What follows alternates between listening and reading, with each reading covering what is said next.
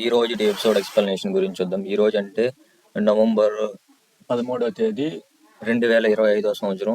ఈ రోజు ఎపిసోడ్లో ఏం జరిగిందంటే ఇంకా CEO అంటే శ్రీధర్ అయితే వస్తాడు. శ్రీధర్ వచ్చి మాట్లాడుతూ ఉంటాడు. ఏం మాట్లాడతాడంటే అంటే అప్పుడు జోష్న అడిగిద్ది, వచ్చారా కొత్త CEO గారు, మీకోసం రెడ్ కార్పెట్ వేసి మరి ఇంట్లో వాళ్ళు ఎదురు చూస్తున్నారు, మీకు అంటే విందు భోజనాలతో భోగభాగ్యాలు చేద్దామని మిమ్మల్ని ఆనందంగా ఉంచుదామని ఎదురు చూస్తున్నారు అనేది జోష్న అయితే అంటా ఉండిద్ది.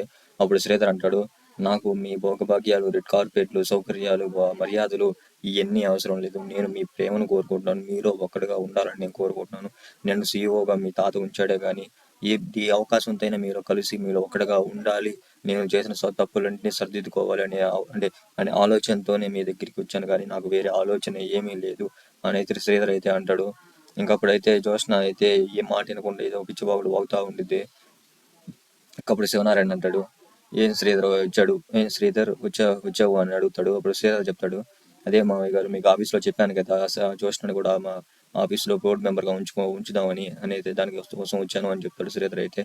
అప్పుడు ఇంకా శ్రీధర్ మాటిని జోష్న అడిగిద్ది, ఆఫీస్లో నన్ను ఇంకా అవమానపరచాలని, దిగజార్చాలని ఎదురు చూస్తున్నారు అనేది సరే జోష్న అయితే అడిగిద్ది. అప్పుడు కార్తీక్ అంటాడు, నిన్ను దిగదార్చడానికి అల్లాడించడానికి నిన్నేమి అక్కడ పని మనిషి పోస్టులు ఏం పెట్టట్లేదు, చైర్మన్ గారి మనవరాలి పోస్టులోనే నిన్ను అడుగుతారు, అందరు కూడా నిన్ను అవమానించారు, అందరూ మర్యాదగానే చూసుకుంటారు అని అయితే కార్తీక్ అయితే చెప్తాడు. అప్పుడు శ్రీధర్ అంటాడు, అవును, నువ్వు నా పక్కన ఉండాలి, ఒక మాజీ CEOగా దేంట్లో ఏం తప్పులు జరిగినాయి, ఎక్కడ ఏ విషయాలు జరిగినాయి అని నాకు సరి చెప్పడానికి నా దగ్గర నువ్వు ఉండాలి. అంటే నా పిఏగా కాదు, నువ్వు ఒక పొజిషన్లో, నీకంటూ ఒక పొజిషన్ ఉంటుంది, ఆ పొజిషన్లో నువ్వు అక్కడ ఉండాలి అని అయితే శ్రీధర్ అయితే అంటాడు. అప్పుడు జోష్న అయితే ఏం అవసరం లేదు, ఒప్పుకోను అని అయితే అంటా ఉండిద్ది.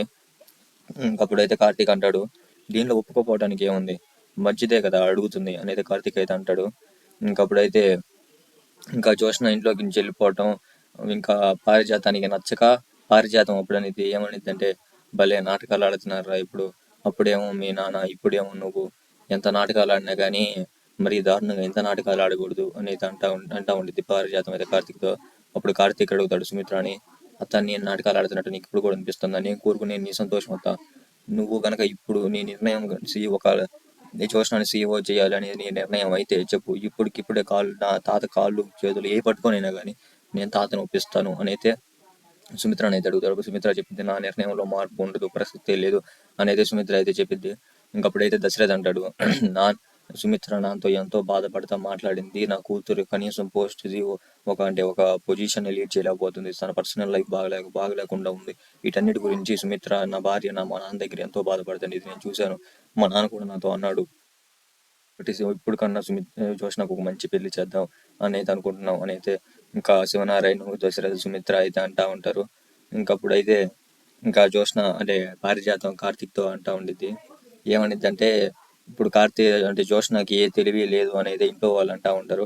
అప్పుడు అంటే పారిజాతం అనేది, ఏ తెలివి లేకపోతే నా మనవరాలు ఎంతో తెలివి లేదన్నారు కదా, ఎంతో తెలివిగా మనవరాలు, నా తెలివి చెప్తాను చూడండి, నా మనవరాలు ఎంతో తెలివిగా కార్తీక్ని CEO పదవి దక్కకుండా నా ఒక అగ్రిమెంట్ అనేది చిక్కులో పడేసింది అని అయితే అంటే పారిజాతం అయితే చెప్పింది. ఆ మాట ఎందుకు అనిందంటే, పారిజాతం అంటే శ్రీధర్ని కార్తీక్ని అవమానపరిచేటట్టు మాట్లాడేదానికి అప్పుడు శ్రీధర్ అంటాడు, ఏమంటాడంటే, నువ్వు నా కొడుకుని అవమానిస్తున్నావు, ఒకవేళ నేను నా కొడుకుని కనుక ఈ అగ్రిమెంట్ అనే ఊబిలో ఇరుక్కోకుండా ఉంటే, నా కొడుకు నా కంపెనీస్ని అంటే వాళ్ళ కంపెనీస్ పేరు ఉంటుంది కదా, ఆ కంపెనీస్ని ఒక రేంజ్లో నిలబెట్టేవాడు, మీ కంపెనీస్ అసలు మూతపడిపోయే పరిస్థితికి వచ్చాయి అని అయితే శ్రీధర్ అయితే చెప్తా ఉంటాడు. ఇప్పుడు పారిజాతని, ఇప్పుడు చూడండి నా తెలివని, అగ్రిమెంట్లో ఇరికిచ్చింది నా మనవరాలు, దాన్ని బట్టి ఇప్పుడన్నా మూత పడకుండా అన్నా ఉన్నాయి అని అయితే గొప్పగా అయితే చెప్పుకుంటా ఉండిద్ది. అందరూ అమాయకంగా అయితే చూస్తూ ఉంటారు పారిజాత అమాయకాన్ని.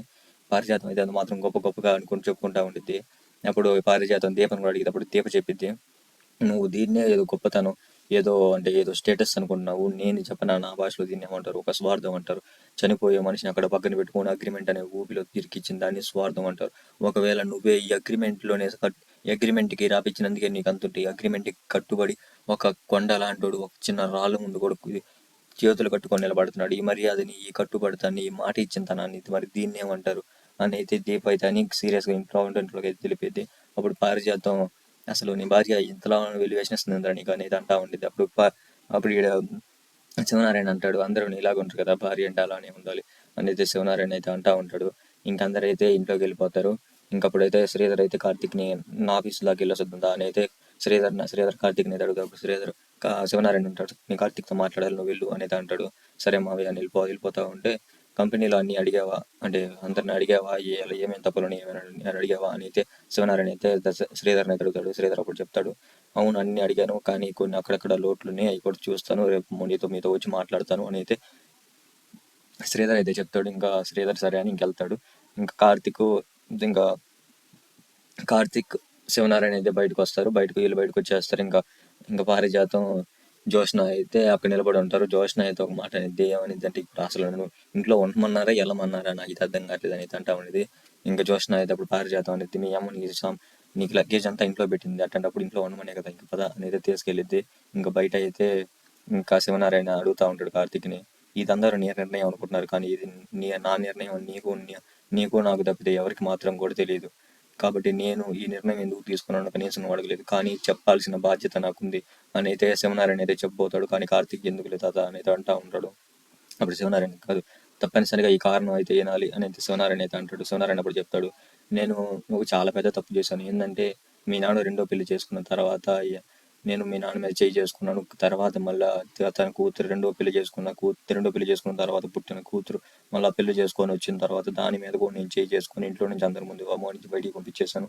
దీనివల్ల మీ అమ్మ కూడా మీ నాన్న అవమానించి ఒంటరి జీవితం బతకాల్సి వచ్చింది, చాలా కష్టాలు పడాల్సి వచ్చింది. దీనికి కారణం నేనే ఒప్పుకోవాల్సింది ఇది అని అయితే అంటా ఉంటాడు.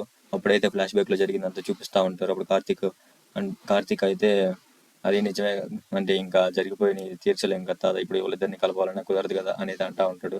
అప్పుడు శివనారాయణ అంటాడు, కలపాలి, అది కూడా మన ఇద్దరమే కలపాలి, అది కూడా ఖచ్చితంగా కలపాలి అనేది శివనారాయణ అయితే అంటాడు. అప్పుడు కార్తిక్ అంటాడు, సరే తాత చూద్దాం అనేది అంటాడు. ఇంకా అక్కడి నుంచి కట్ చేస్తే ఇంకా కాంచన కార్తిక్, దీప, అనసూయ వాళ్ళ దగ్గరికి తీసుకెళ్తారు. అప్పుడు కార్తిక్ ఎట్టయినా కానీ అంటే వాళ్ళ నాన్నకి కంగ్రాట్స్ చెప్పేలాగా, అంటే శ్రీధర్కి కంగ్రాట్స్ చెప్పేలాగా చేద్దామని ఏదేదో మాట్లాడుతూ ఉంటాడు. ఇంకప్పుడైతే కాంచనాకి అయితే ఆయన మాటలు నచ్చక ఇంకా కార్తీక్ మాటలు వినకుండా ఉండిద్ది. అప్పుడు కాంచన దీపాన్ని అడిగిద్ది, ఎందుకు నువ్వు శివ పదవిని వద్దనుకున్నావు అని అయితే అడిగిద్ది కార్తీక్ని అయితే. అదే దీప అనేది అడిగిద్ది. దీప అప్పుడు చెప్పిద్ది, మా ఆయన నాకంటే ఒక 2 మెట్లు ఎక్కువ ఉండాలనుకుంటాను, కాబట్టి నేను ఇంకా మా ఆయన కంటే ఇంకా హై పోస్ట్ ఎలా ఉంటాను, మా ఆయనే నాకంటే ముందర ఉండాలని కోరుకుంటున్నాను అనేది చెప్పిద్ది. అప్పుడు కాంచన చెప్పిద్ది, కానీ ఇది నీ నిర్ణయం, నువ్వు ఒకవేళ కార్తీక్ నిర్ణయాన్ని కూడా వ్యతిరేకించి ఇప్పుడు దీప నిర్ణయం తీసుకుంది, కాబట్టి ఇది కార్తీక్ కూడా ఏం చేయలేకపోయాడు. అలాంటప్పుడు మా నాన్న నీ తీసుకున్న నిర్ణయానికి నేనేం చేయగలను అనేది కార్తీక్ అయితే చెప్పిద్ది. అప్పుడు కార్తీక్ అంటాడు, కనీసం కంగ్రాట్స్ అన్న చెప్పొచ్చు కదా అని అయితే అంటాడు కార్తీక్ అయితే. అప్పుడు కాంచన అనేది ఏం అవసరం లేదు, నేను అన్నోనడి దాని మాట మార్చేసిద్ది. ఇంకా సరే అని కాంచన అయితే వెళ్ళిపోతే అప్పుడు కార్తీక్ అనుకుంటాడు, నా మాటలు వినే వాళ్ళు ఎవరు లేరు అనేది అనుకుంటా ఉంటాడు. అప్పుడు దీప అనేది ఎందుకు అత్తయ్యని బాధ పెట్టడం అనేది అంటా ఉండేది. అప్పుడు కార్తీక్ అయితే ఇంకా కోపంతో ఇంట్లోకి వెళ్ళిపోతాడు. అప్పుడు దీప అనుకుంటా ఉండేది, మనుషుల్ని ఇప్పుడు అత్తయ్యని బాధ పెట్టడం ఎందుకు అనే కదా నేను అనింది, మనుషులను బాధ పెట్టడానికి చూసిన పారిజాతం ఉన్నారు కదా, పర్టికులర్గా మనం ఎందుకు మళ్ళీ అని అయితే దీప అయితే అనుకుంటా ఉండేది. ఇంకా దీప అయితే ఒక క్లోజప్ అయితే అసలు ఈ రోజు ఎపిసోడ్ అయితే ఇక్కడికైతే అయిపోయింది. మరిన్ని ఇంట్రెస్ట్ అంటే ఇంకా ఇప్పుడు ఎపిసోడ్స్ అప్పుడు రావాలంటే ఖచ్చితంగా బెల్ ఐకాన్ ప్రెస్ చేయండి, సబ్స్క్రైబ్ చేయండి, నాకు చాలా ఎంకరేజ్మెంట్గా అయితే ఉంటుంది. లైక్ కొట్టండి, చాలా మందికి రీచ్ అవ్వడానికి అయితే ఛాన్స్ ఉంది.